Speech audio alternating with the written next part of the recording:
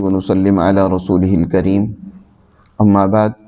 فأعوذ بالله من الشيطان الرجيم بسم الله الرحمن الرحيم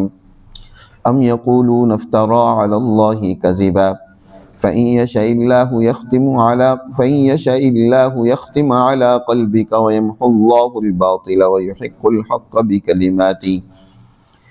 إنه عليم بذات الصدور وهو الذي يقبل التوبة عن عباده ويعفو عن السيئات ويعلم ما تفعلون ويستجيب الذين آمنوا وعملوا الصالحات ويزيدهم من فضله والكافرون لهم عذاب شديد ولو بسط الله الرزق لعباده لبغوا في الأرض ولكن ينزل بقدر ما يشاء إنه بعباده خبير بصير وهو الذي ينزل الغيث من بعد ما قنطوا وينشر رحمته وهو الولي الحميد ومن آياته خلق السماوات والأرض وما بث فيهما من دابة وهو على جمعهم إذا يشاء قدير صدق اللہ العظیم۔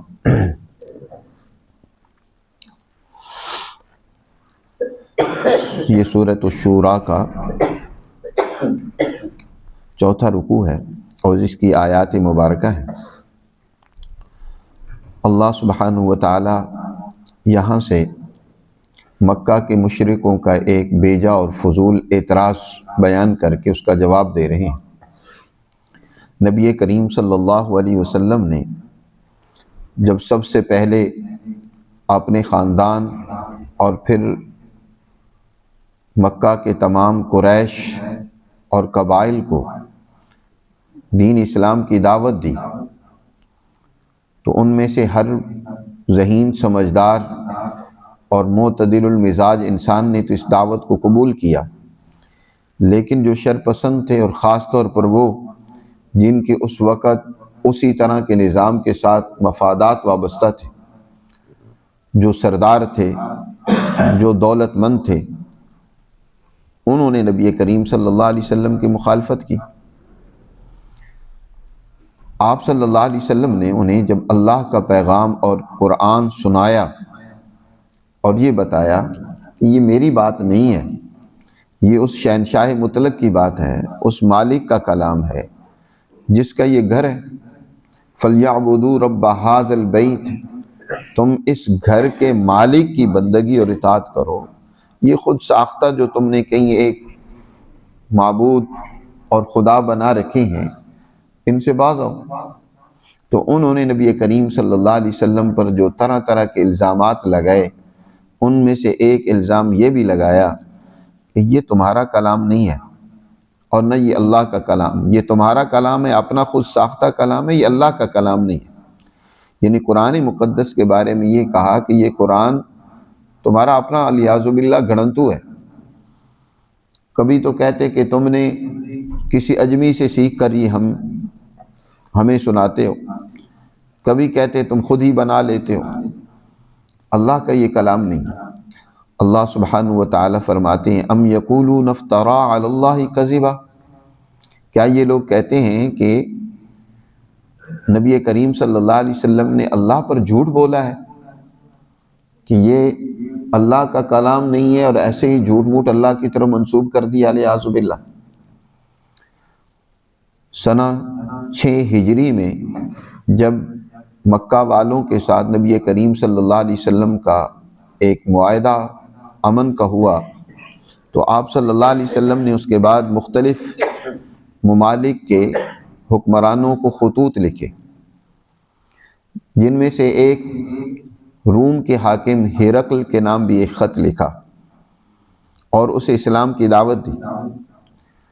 اس نے جب وہ خط اسے ملا تو وہ کیونکہ عیسائی مذہب کا عالم تھا، وہاں عرب کے آئے ہوئے تاجر ان کو بلایا اور ان کے سربراہ ابو سفیان تھے، ان کو بھی بلایا اور ان سے چند ایک نبی کریم صلی اللہ علیہ وسلم کے بارے میں سوالات کیے۔ ان میں سے ایک سوال یہ بھی تھا، کیا انہوں نے اس دعوی نبوت سے پہلے کبھی جھوٹ بولا ہے؟ تو ابو سفیان باوجود اس کے کہ اس وقت آپ صلی اللہ علیہ وسلم کے دشمنوں میں، سخت مخالفوں میں ہیں، بلکہ سربراہ مکہ کے یہی ہیں، اور آپ صلی اللہ علیہ وسلم سے اس سے پہلے جنگیں کر چکے ہیں، ابھی اگرچہ ایک معاہدے کے تحت امن ہے، تو اس نے اس بات کے اعتراف اور اقرار کیا کہ آپ صلی اللہ علیہ وسلم نے نبوت سے پہلے کبھی جھوٹ نہیں بولا۔ تو اس ہرقل نے کہا کہ یہ سوال میں نے تم سے اس لیے کیا کہ جو انسانوں کے بارے میں یا انسانوں سے جھوٹ نہیں بولتا تو وہ اللہ سبحانہ و تعالیٰ پر کیسے جھوٹ بول سکتا ہے؟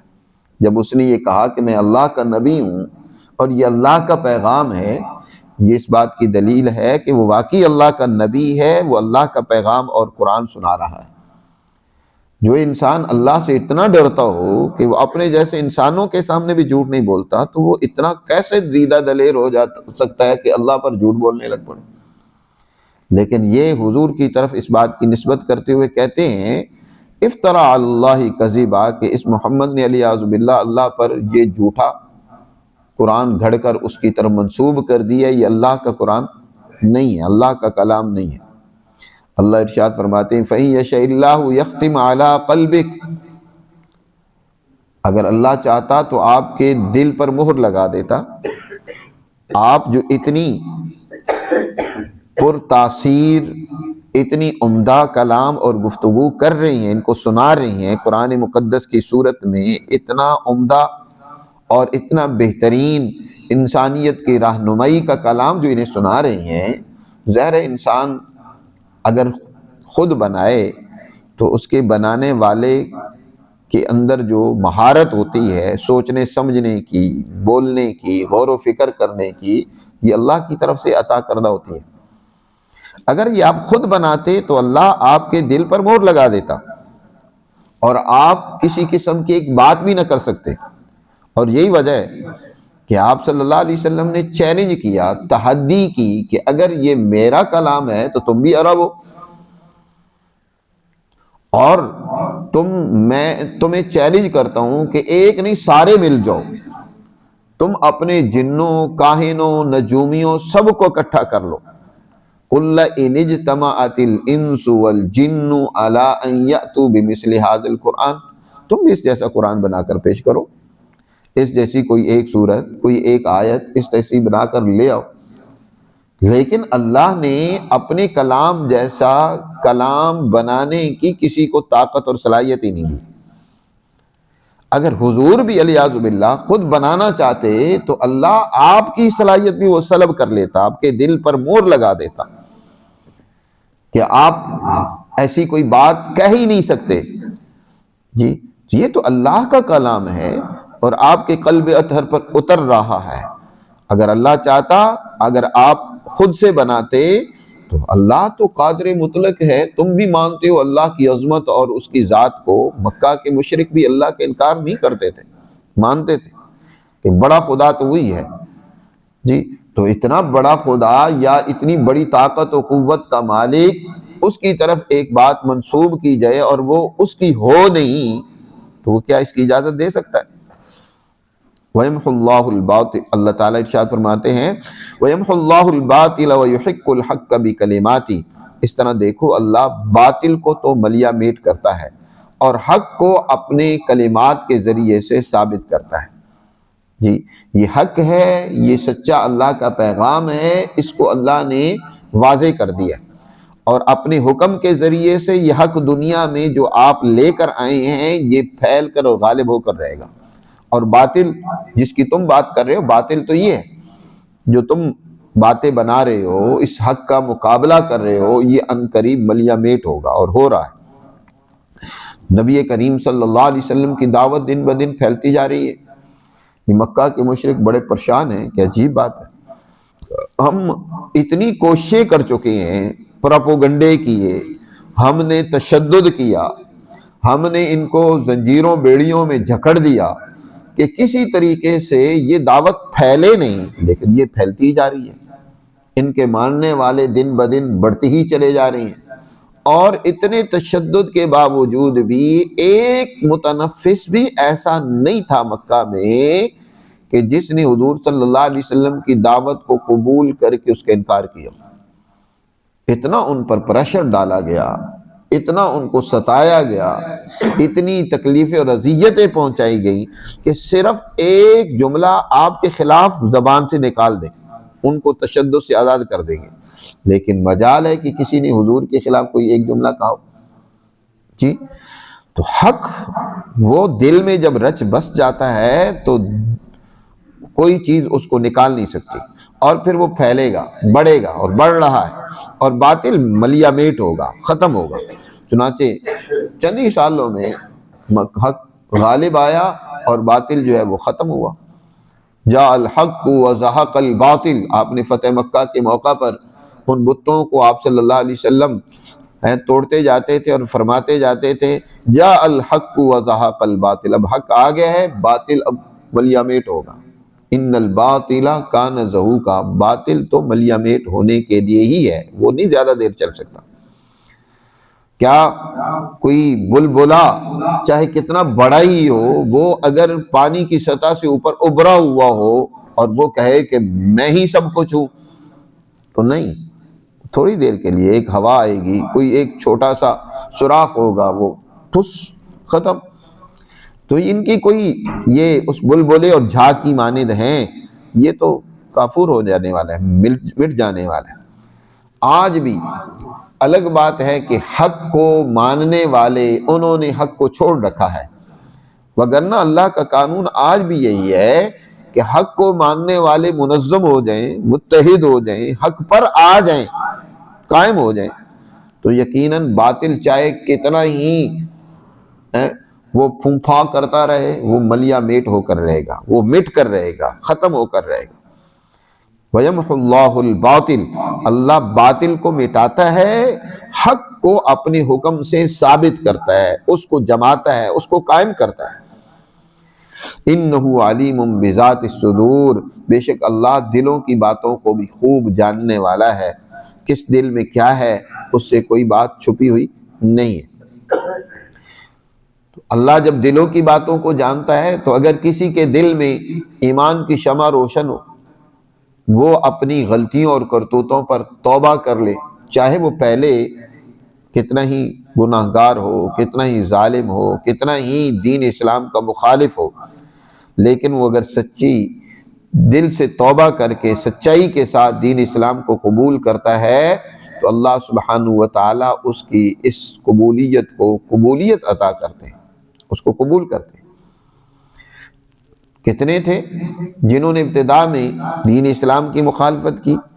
خود حضرت عمر فاروق رضی اللہ تعالیٰ عنہ،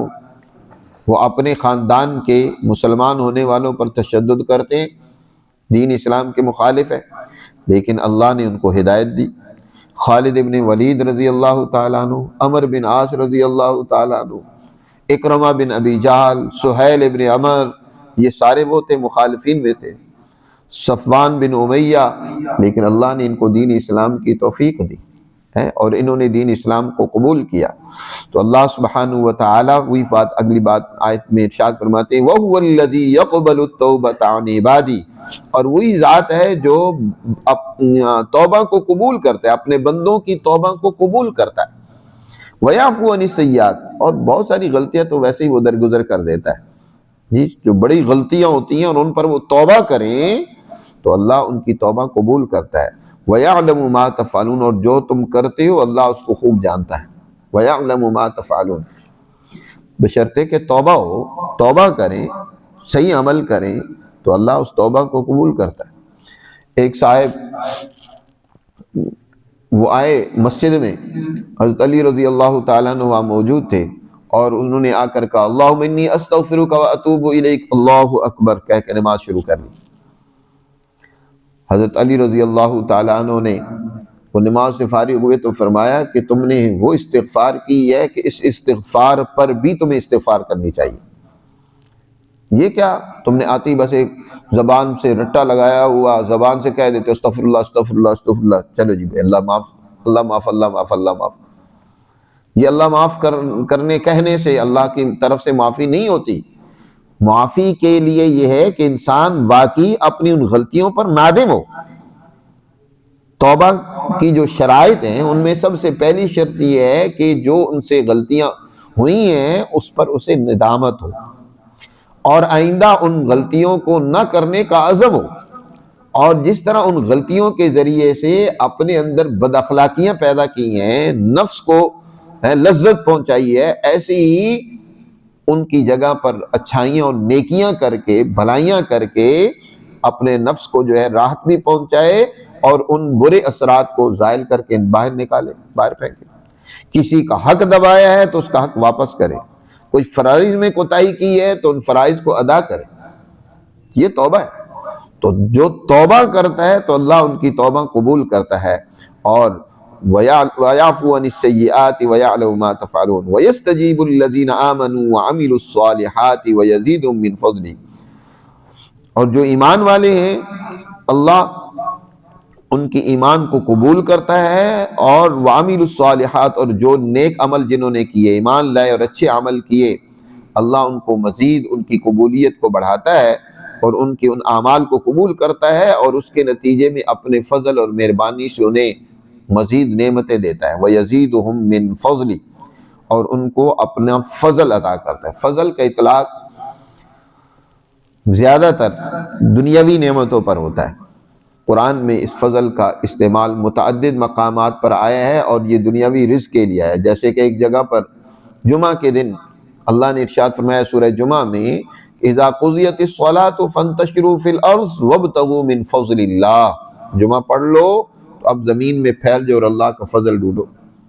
اور اسی طرح جب مسجد سے باہر ایک نمازی نکلتا ہے تو اللہ سے دعا کرتا ہے، اس کے فضل کو مانگتے ہیں، اللہم انی اسألک من فضلک ورحمتک، جی اللہ کا فضل اور اس کی رحمت کا سوال کرتا ہے کہ یا اللہ میں فضل کے لیے نکل رہا ہوں تو مجھے فضل عطا فرما۔ تو ایمان اور صحیح عمل کے ساتھ جو محنت اور کام کرتے ہیں تو اللہ انہیں مزید اپنا فضل عطا فرماتا ہے۔ وَيَزِيدُهُم مِّن فَضْلِهِ وَالْكَافِرُونَ لَهُمْ عَذَابٌ شَدِيدٌ، اور جو کفر پر اٹے ہوئے جی، اور جو اس کفر کی شدت میں مبتلا ہو کر سچی مسلمان جماعت کا مقابلہ کر رہے ہیں، ایسے لوگوں کے لیے سخت ترین سزا ہے، عذاب شدید ہے۔ اب اس پر یہ ہے کہ اللہ سبحانہ و تعالی، ہم دیکھتے ہیں کہ دنیا میں مسلمانوں پر اگر جو اس کو ماننے والے ہیں ان پر بھی اللہ کی رزق کی وسعت اتنی نہیں ہوتی۔ عام طور پر اہل ایمان اور اہل اسلام ان کی حالت بھی پوری ہوتی ہے، تو اگر رزق اللہ کا فضل ہے، اسی کی پیدا کردہ ہے، اس کی نعمت ہے، تو وہ اپنے بندوں کو بہت زیادہ کیوں نہیں دے دیتا؟ کافروں ظالموں کے پاس عموماً رزق کی بہت وسعت ہوتی ہے۔ اس وقت بھی دنیا میں دیکھیں تو ظالم اور طاغوتی طاقتیں اور قوتیں، ان کے پاس وسائل زیادہ ہیں، تو ان کے پاس رزق اللہ دے دیتا ہے، اور باقیوں کو کیوں نہیں دیتا؟ اتنے رزق کی وسعت کیوں نہیں ہوتی؟ تو اللہ سبحانہ و تعالیٰ اس کا بھی جواب دے رہے ہیں کہ یہ رزق اللہ کے ہاں اصل معیار کسی کی اچھائی اور برائی کا نہیں ہے، بلکہ رزق تو اللہ بندوں کو ایک اندازے کے مطابق ہی دیتے ہیں، کیونکہ دنیا میں اگر اللہ رزق کی وسعت کر دیں بندوں کے لیے تو یہ بندے آپے میں نہ رہے، ظلم و زیادتی پر اتر ہے۔ آپ دیکھتے ہیں غریب آدمی، اس کی حالت جب بہتر ہو جاتی ہے نا، اس کے پاس مال و دولت آ جاتا ہے تو اس کی زندگی بدل جاتی ہے، وہ تکبر میں، غرور میں، شراب و شباب میں، مستیوں میں لگ جاتا ہے۔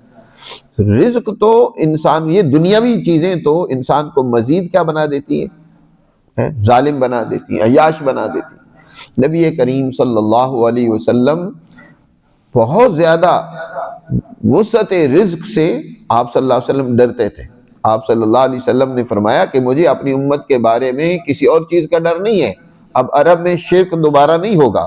لیکن مجھے ڈر ہے تو کس کا؟ دنیا کی محبت کا، وہن پیدا ہو جائے گا، دنیا کی محبت غالب آ جائے گی، دنیا بہت زیادہ ان پر چڑھ دوڑے گی اور اس کی وجہ سے خرابیاں پیدا ہوں گی، ظلم، فساد اور برائیاں پیدا ہو جائیں گی۔ تو اللہ تعالیٰ ارشاد فرماتے ہیں وَلَوْ بَسَطَ اللَّهُ الرِّزْقَ لِعِبَادِهِ، اگر اللہ رزق کو اپنے بندوں کے لیے پھیلا دے، لَبَغَوْا فِي الْأَرْضِ، تو یقیناً زمین میں مزید سرکشی کریں گے، ظلم و زیادتی کریں گے۔ وَلَٰكِن يُنَزِّلُ بِقَدَرٍ مَا يَشَاءُ، لیکن اللہ جتنا چاہتا ہے اندازے کے مطابق وہ رزق کو دنیا میں اتارتا ہے، بندوں کو دیتا ہے۔ انہ بعبادہ خبیر بصیر، کیونکہ اللہ تعالیٰ اپنے بندوں کے حالات سے پوری طرح باخبر ہے اور انہیں دیکھ رہا ہے، ان کے حالات کو وہ دیکھتا ہے۔ تو اس لیے ہر ایک کو اس کی ضرورت کے مطابق جتنا اللہ مناسب سمجھتا ہے رزق دیتا ہے۔ باقی یہ دنیا میں جتنے بھی وسائل ہیں، جو دنیا میں جتنی بھی تمہاری ضروریات ہے، تو یہ بھی تو اسی کے پیدا کرنا ہے۔ دیکھو تو صحیح، جب دنیا میں قحط سالی ہو جاتی ہے، بارش کی ضرورت ہوتی ہے، بندوں کو بارش کی ضرورت ہے، تو کون بارشیں بھیجتا ہے؟ کوئی اگر آج بارش نہیں ہو رہی، بندوں کے اختیار میں ہوتا تو بارش نازل کر لیتے، لیکن اللہ سبحانہ و تعالی اپنے بندوں کی ضرورت کی بقدر جب چاہتا ہے بارشیں نازل کرتا ہے۔ اور پھر اسی طرح اس نے اس کائنات میں بے شمار اپنی نعمتیں، اپنے وسائل جانوروں کی صورت میں اور اسی طرح دیگر ضروریات کی صورت میں پھیلا رکھے ہیں تاکہ تم ان سے فائدہ اٹھاؤ، ان کو حاصل کرو محنت کر کے۔ وَهُوَ الَّذِي يُنَزِّلُ الْغَيْثَ مِن بَعْدِ مَا قَنَطُوا، وہی ذات ہے جو بارش کو نازل کرتا ہے بعد اس کے جو بندے مایوس ہو چکے ہوتے ہیں۔ قنطوا قنوت سے، جس کا معنی ہے بہت زیادہ مایوس ہو جانا، یعنی بہت زیادہ جب خشک سالی پیدا ہو جاتی ہے، قنوت۔ اور اسی طرح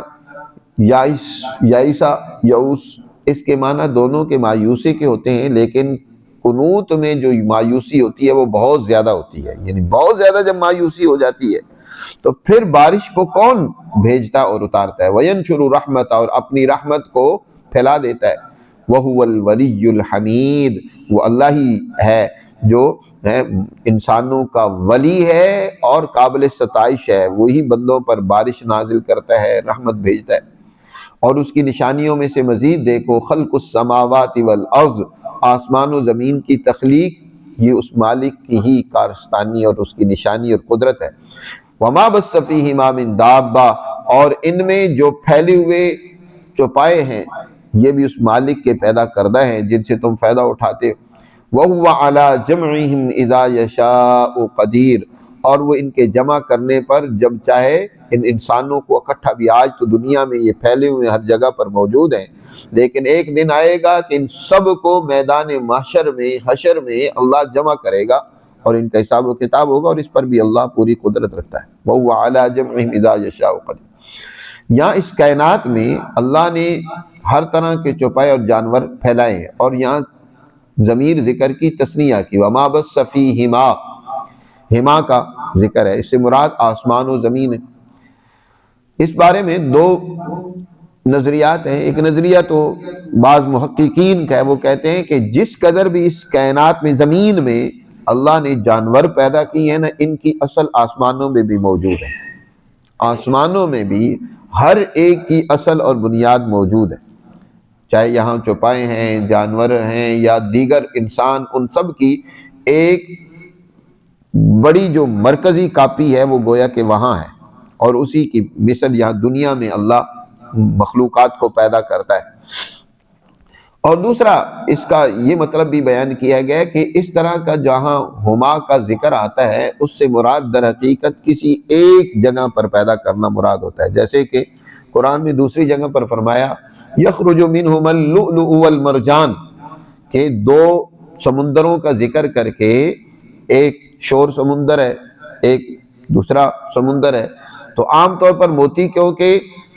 دوسرے سمندر میں ہی ہوتے ہیں تو ذکر دونوں کا کیا، کیونکہ جب ایک میں چیز پائی جائے تو ذکر دونوں کا بھی ہو جائے تو مراد اصل میں اس چیز کا وجود ہوتا ہے کہ اللہ نے اس کو پیدا کیا ہے۔ جی اسی طرح جانوروں کو اللہ نے پیدا کیا ہے، اس کا ذکر کرنا اصل مقصد تھا، یہ بتلانا مقصود نہیں ہے کہ اللہ نے آسمانوں میں بھی جانور پیدا کیے اور زمین میں بھی پیدا کیے، دونوں کسی قسم کے مفسرین کی آراء ہیں۔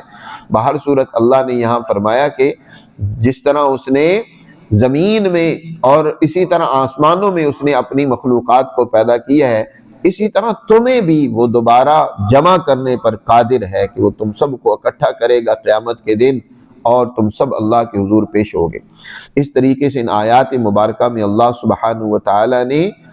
انسانوں کو یہ حقیقت سمجھائی ہے کہ اللہ کا یہ کلام تمہاری ہدایت اور رہنمائی کے لیے اللہ کی طرف سے اتارا گیا ہے، اور نبی کریم صلی اللہ علیہ وسلم اللہ کے نمائندے اور پیغمبر ہیں، اور جو انسان اپنی ظلم و زیادتی اور اپنی سرکشی اور غلطیوں سے توبہ کر لیتا ہے تو اللہ ایسے بندوں کو معاف کرنے والا ہے، ان پر بڑا مہربان ہے، اور اپنی نعمتیں اس نے تمہارے لیے دنیا میں پیدا کی ہیں، ان کو صحیح استعمال کرو اور ان سے فائدہ اٹھاؤ۔ اللہ ہمیں سمجھ نصیب فرمائے۔